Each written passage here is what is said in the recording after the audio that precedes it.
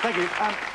Welcome once again to the show, or, as Harold Wilson would say, good evening, all. Now, I'd like to...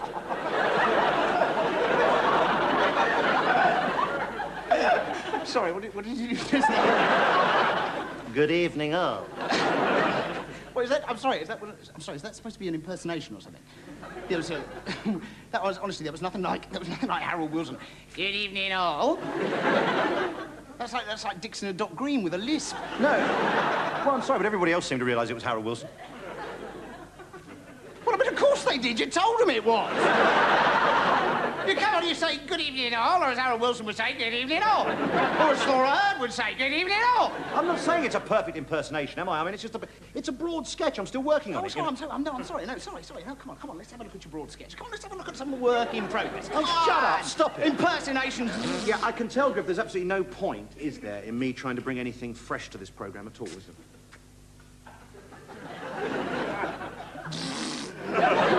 OK, that's fine.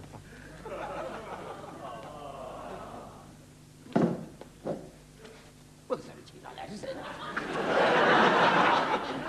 No, I'm sorry. Look, I'm sorry. I take it all back. Now no, seriously. That isn't that. That is absolutely fantastic. What do you think, ladies and gentlemen? What do you think? Come on, really? Come on, you've got to be honest. Queen Victoria.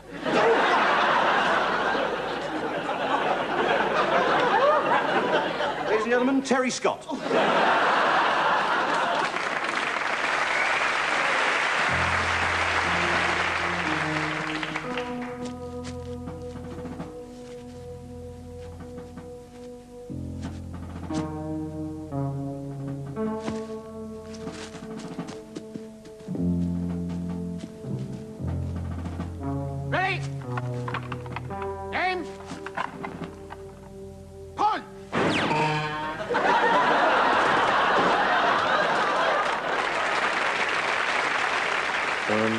As a theatre company, we saw the need to attract the interest of big business sponsorship. So we went to the National Coal Board. And they're closing us down at the end of the month.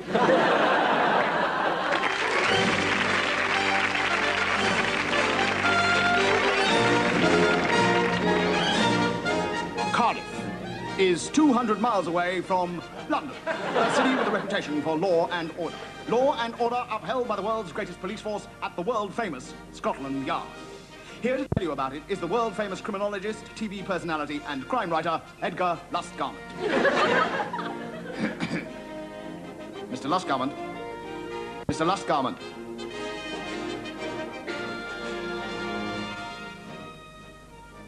In the basement of Scotland Yard is housed an awesome collection of criminal records. Grandad by Clive Dunn. Samantha Fox, Touch Me. And the very best of Chaz and Dave. Also housed there is Case 1057, Mr. Big and the drug dealer murders. The unhappy task of informing the next of kin that their loved ones have been killed had fallen to Detective Inspector Reginald Brybeezy and Sergeant Adolph Porno of Scotland Yard. Well, here goes. Yes. Good afternoon, madam. We are police officers. What's wrong? It's about your late husband.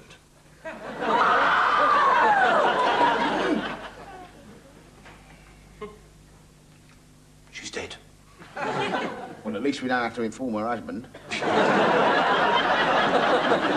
Well, let's hope this woman doesn't have a heart condition. Yes, we better go easy, though, haven't we? Leave it to me, Porno.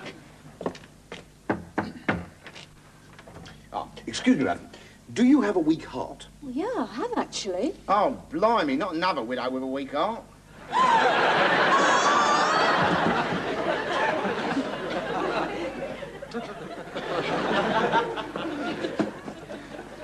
This is the ass of the woman what had the husband with the 3 legs, sir. We'll just break the news of her husband's death gently. If she doesn't die of shock, perhaps we can question her about the 3 legs. All right?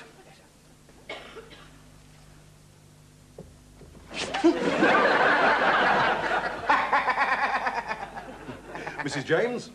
Yes? It's about your husband. It's all right, I know. I've always known. It was a secret. What? His enormous penis with a foot on the end.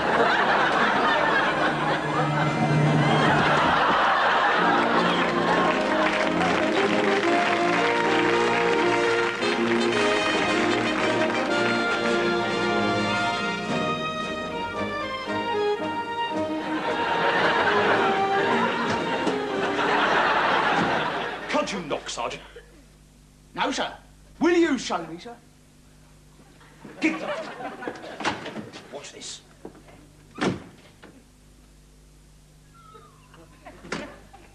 Neither can I. I've lost the neck. This drugs case is getting to me, Porno. You know, the criminal brain is a funny thing. It certainly is, sir. Look, I've got one here. It creases me up here. Yes, sir. Right away, sir. Come on, Porno! Eddie Logan's Supergrass has important information on these murders. Come in. Logan will be in the Purple Pussy Club tomorrow night, and I want you two to be there. It could be dangerous. You might even get killed. In fact, I hope you do, but I only mean that personally. Thank you very much, sir. Thank you very much, sir. Come here, Bribe Easy. You may need one of these. Good idea, sir. I'll take one for Porno as well.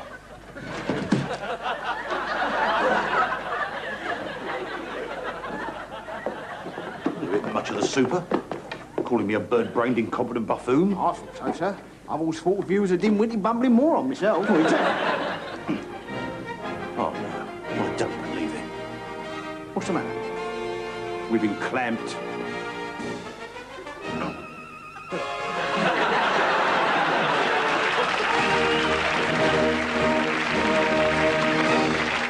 Finally, tonight's main stories again. Mrs. Thatcher today denied reports that she was planning a major cabinet reshuffle following the recent split in the cabinet over her privatisation programme. Mr. Kinnock, visiting a shoe factory in Lancashire, attacked the government's lack of support for the footwear industry. As he left, he was presented with a pair of suede casuals by representatives of the workforce. And the two princes, William and Harry, went riding for the first time today at Sandringham.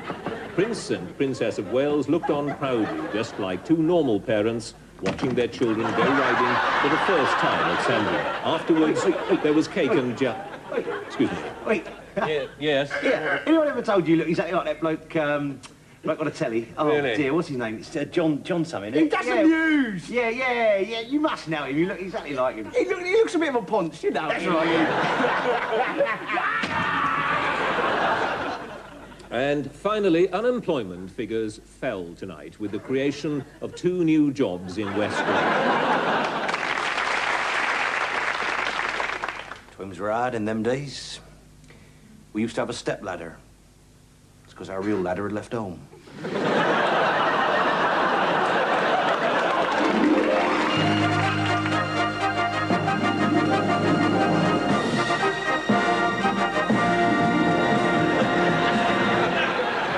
Good evening. Tonight, in a collection of old jokes according to Smith and Jones, we're going to be trotting out some old film clips. And then fitting some old jokes to them. And tonight, we're looking at wars. Whores? Oh, good. No, Mel, wars. Oh, sorry. I was just being embarrassingly sexist there for a minute. Now, here's a perfectly ordinary clip of the Second World War. But we're going to pretend it's something to do with the Boy Scouts. Yes, because if you look more closely, we can see that there's a man at the back wearing something a bit like a woggle. Is that a compass in his pocket, or is he just pleased to be a Boy Scout?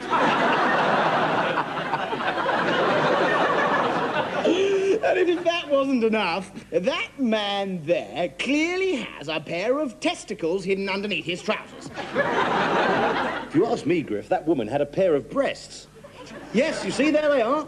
So, conclusive proof. A man has testicles and a woman has breasts. And I think I'll just say that once more. testicles and breasts. Actually, Mel, can we just see that clip again? Because I think I've spotted... Oh, no. Yes, hang on. It's the bit in the show where we spot somebody who looks vaguely like Mel Smith and then pretend that they're his ancestors. Oh, no, honestly, Griff, I mean, this looks nothing like me. There he is, and as usual, it is nothing like you. So, there we are. What have we learned tonight? Oh, about 10 grand, I should think. No, what have we learned tonight? Oh, learnt. Oh, sorry. Nothing? No. So instead, let's have a look at this.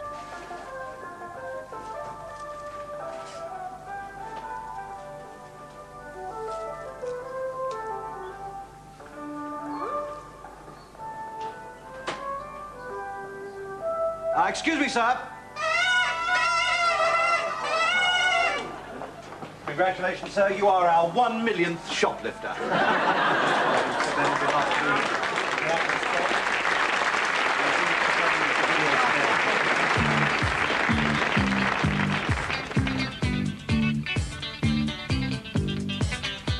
I was talking to a girl at a cinematographer's party. She said, "Aren't you the guy who sings like Castrati?" I said, "No, that wasn't me. That was Art Garfunkel." She said, "Well, if that was art, I know what I like." Took a taxi to my business manager's place, and he had a video deal for me and Chevy Chase plan. He played a South African tape as he loosened his waistband. I said, "Hey, what's the album called?" And he said, "Memphis." Nice to be here in New York City, staying at the Plaza Hotel. It must be costing him a fortune. Oh, Simon, what a nice man. Shame about his lyrics.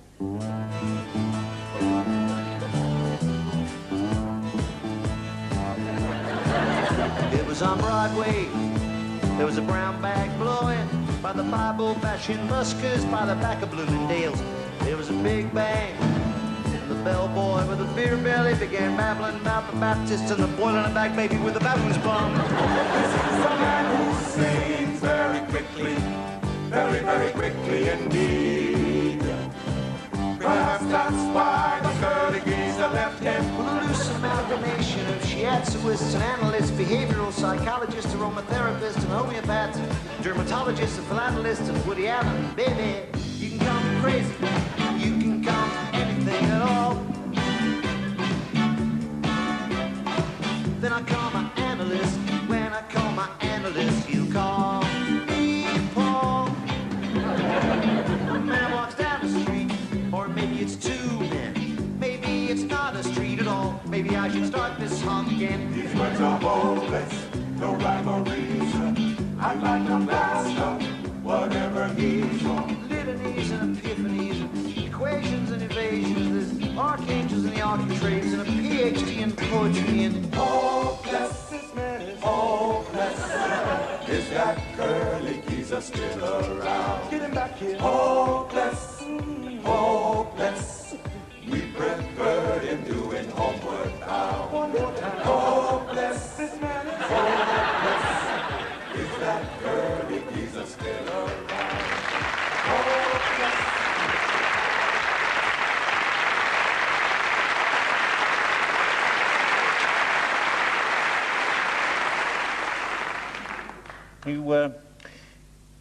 You walked past my house recently? Yeah, I have, yeah, because I'll go down there to dump rubbish off down at the dump. Yeah, I know, yeah. Because you've got that big dump down Yeah, I've got the... Yes, I know, yeah. But did you notice anything? Well, apart from the smell, you know. Yeah, apart from the smell.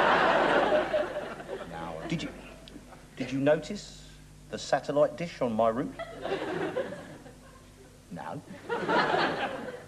The 30-foot satellite dish on my roof? No. God, bloody, you can hardly miss it. Bloody, it's about 30 foot wide. It's painted in brilliant white with those bloody big red letters, Space TV, all over it. Oh, there.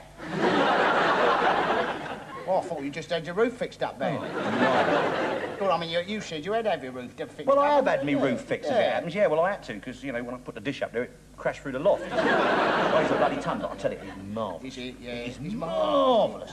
Marvellous. I mean, you get good reception. Oh, what? Can I tell you? Yeah. Can I tell you? I get programmes from all over the world. I do, yeah. Yeah, I get them from. Can you pick up BBC Two? No, I can't actually. There's never anything on BBC Two anyway. Does that really matter? Hello, can you pick up Channel 4 then? Do you know I've never tried? I'll tell you what. I'll tell you what. I can get programmes from like France, Italy, Spain, even Russia. Really? Yeah. And they good programmes then? Well, I don't know, because they're in a foreign language, you see. But soon, you see, I'll be able to get them from America. They'll be beaming over American programmes. Yeah, they'll be beaming them over to my TV set. Well, like Dynasty. That's right, Someone like Dallas. Yeah. Yeah, and like Cheers. That sort of thing, yeah. Yeah, and like Cagney and Lacey. Yeah. And like the Dukes of Hazzard. Yeah. Moonlight. Yeah. So it'd be a bit like it is now, Yeah. Yeah, I mean, how does this like thing work? Then? This satellite thing. Well, how does it work? Well, I mean, I'm no expert, obviously. No, I know. But as I understand it, the TV waves are beamed. They're beamed down, you see, from the satellites and the stalactites and all that, which are knocking about up there in space, you see. Oh, yeah. So it's a bit like Radio Caroline, you mean? Yeah, it's a bit like that, actually, But tell me this, I mean, they're up there. Now, how do they know, right, which, like, up there, they look down at all the millions of houses, right, how do they know, with their beaming machine, right, which one to, like, to beam down his house? How do they know? Yeah. Oh, don't be so naive. They see the ruddy great dish on me roof, can't they? Oh, yeah. I mean, of course they can. See, they come over, they see the dish, and they say, "There's one. Beam it down, Scotty." Oh, that's why it's so big then. Exactly. So they can so see it can be seen from outer space. Yeah. But they cost a few bob now, don't they? Well, but I had a bit knocked off mine. Did you? Yeah. Well, that's a shame, isn't it? No, I had a bit knocked off the price. Oh, right. What was that? Because there was a bit knocked off the dish. Oh. But so you should buy one. No. You should get one. No, you should. I can't be bothered to do that because look, like the way I think, right, is like you wait 3 years, right, and they'll come down. Oh, that is no. Look, honestly, if people thought like that, I mean, you would still be watching a black and white television set, wouldn't you? Well, I am watching it. Television set. You're not. Yeah, I am. Yeah. Yeah. Well, I mean, you know, it's the licence is cheaper, isn't it? You haven't got a licence, have you? No, I haven't got a licence, no. If I did, it would be useful, wouldn't it? Because, I mean, the thing with me, right, is I only ever watch one thing anyway, so what's the point in having a colour TV? What's that? Snooker. Oh, yeah. I don't suppose you've got a video either. What's a video? Video recorder, you know. Oh, yeah. You can go down a video shop and hire videos for them. Yeah, and you do that sort of thing, do you? Yeah. Would you? Have you ever had any of them whatchamacallit videos? The old...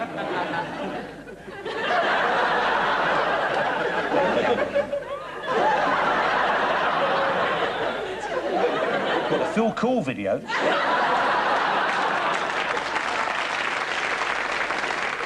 Oh, the dirty... Oh, the blue, oh, yeah. My mate Dave, he got me free the other week. Sexy Secrets of Seductress Susan, Black Emmanuel on the Rack, and Screw Me, I'm Available.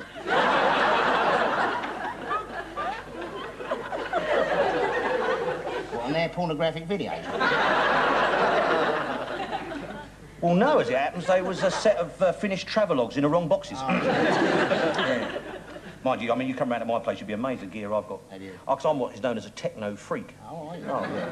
I mean, I got a CD player the other day. Have you? Well, CD, what does that stand for then, that CD? CD. Stands for Citizen Disc. Does it? And I mean, I think that these little discs, I think this is the future of technology. Is like these little silver discs. It's amazing, amazing. Yeah. You can jump up and down on them, you can smash them with a hammer, you can set fire to them, you can cut them, you can bash them against the wall, and you still can't get the discs out of the box. Well, curiously enough, us airline pilots don't usually suffer from jet lag. I think you'd be pissed enough you don't know where you are anyway.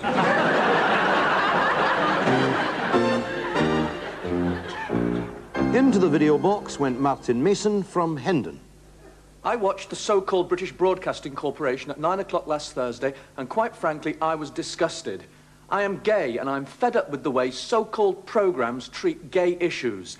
Gays have a right to be represented in the media too, you know. So, come on, BBC. Let's see the gay outlook adequately represented for a change. I am gay, I'm angry, and I am disgusted. With me now is Jeremy Hasty. Jeremy, Martin is disgusted, he's angry, and he's gay. You produced the programme, so what have you got to say for yourself?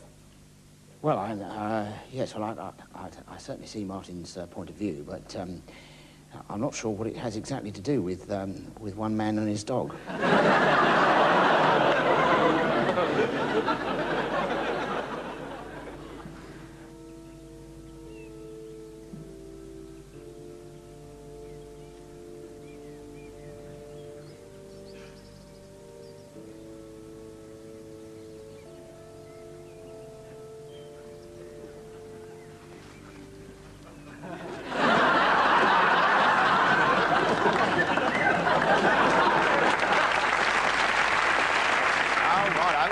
Here we go. Get yourselves comfortable. Here we are.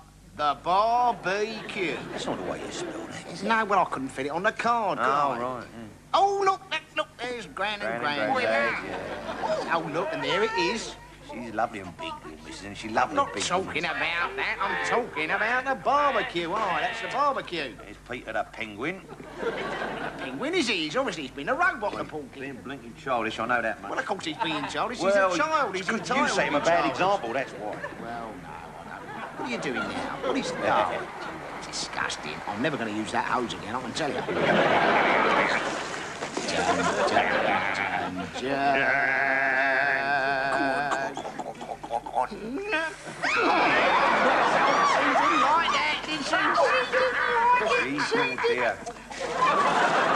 You didn't like it either, did you? Right, look there, only lettuces. Look, they came up well, didn't they? I love it. I just love lettuce. Where's the switch? Why don't you turn it on, love? You don't do that, do you? Yeah, where's the plug? There ain't no look. Hold on, you think... She never did get the idea of that, did she? I think I ever did it with a cold, but you think I did? I think you... Push me around. I warned you before. Yeah, I'm sorry about hitting like that, didn't I? Well, I'm sorry you hit me like that as well. You ruined my day, that's all. Well, ruined it. Well, never mind. Nice. Oh, dear. Oh, I was in a panic. Don't you come near me, look at me. My temper, Oh, dear, look at that eye. Look at that eye. Well, I was... Oh, here they are again. Of course, he's dead now, isn't he? Mind you, I mean, it's not Peter's fault. I mean, it wasn't a catapult what killed him, is it? No, of course not. It was the TB what killed him. TB, exactly. Yeah. She you've got new knickers on, look. You've got new knickers on. You're putting on a better weight, aren't you, girl? Lovely to see them there. There they are. Think of that, eh? No, but they're only young ones, aren't they? But it's good to see the whole family together enjoying themselves, don't you think? Yeah, I like that. Look. Is it really nice? Nice little bit of lunch for you. Yeah, so I mean, they don't really need it at their age, do they? Food, you know. No. Well, it was the excitement of it all, really. I think it was too much for them, wasn't it, really? Oi, Peter, where you going with that? Where you going with that pencil? Oi, Put it down. Look, on the fire! Put the petrol on the fire! What about the baby? The baby! Get the baby! What about Granddad? Get Granddad! Come on, Granddad! Quick thinking on your part, though. Quick thinking, I Well, think. she'd have caught fire, wouldn't she? Would.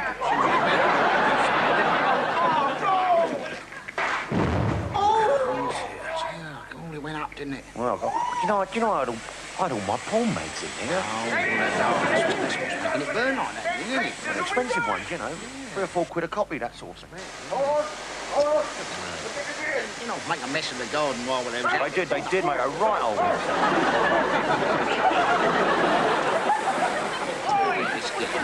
It's supposed to be a public service.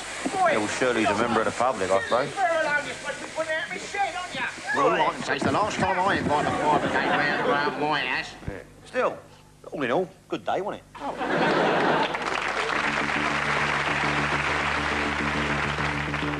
Think of a car that is capable of 0 to 60 miles per hour in just under 7 seconds. Think of a car that doesn't so much hold the road as embrace it, that can whisk you through over 600 miles on 1 tank of petrol. Think of ABS as standard, microprocessor-controlled ignition, rally-bred suspension, electric windows, ultra-low profile tires, and remote tailgate and fuel filler releases controlled by an onboard computer. Think of leaving your side lights on for an evening, and you can forget it.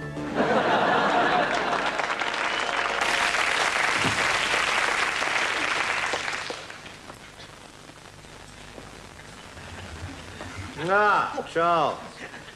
Sir Frederick. Glad you could make it. Sit down.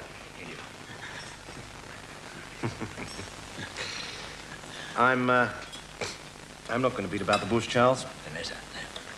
I've had my eye on you, Charles. I've been watching you for some time, and I like what I see.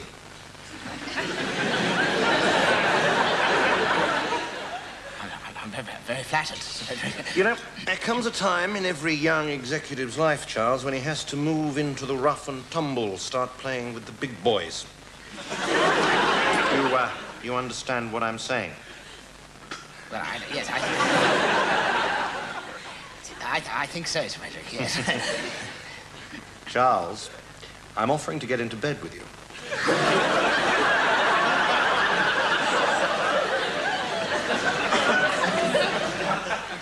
Well, thank you very much.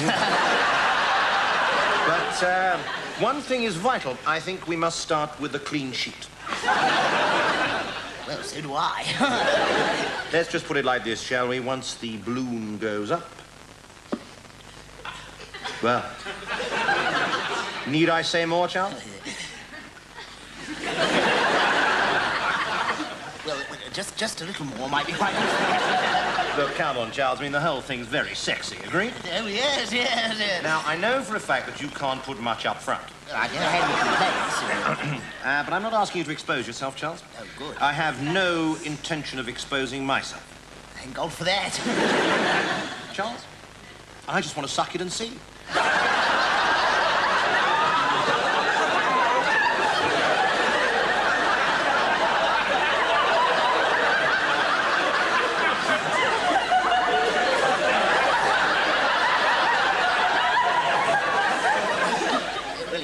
Necessary, sir.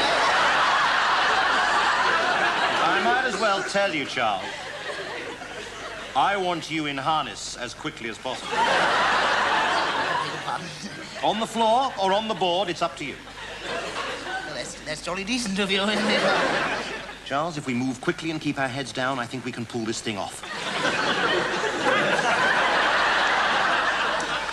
Now, any questions? Well, no, does anyone think, sir? Mm-hmm. What the hell are you talking about?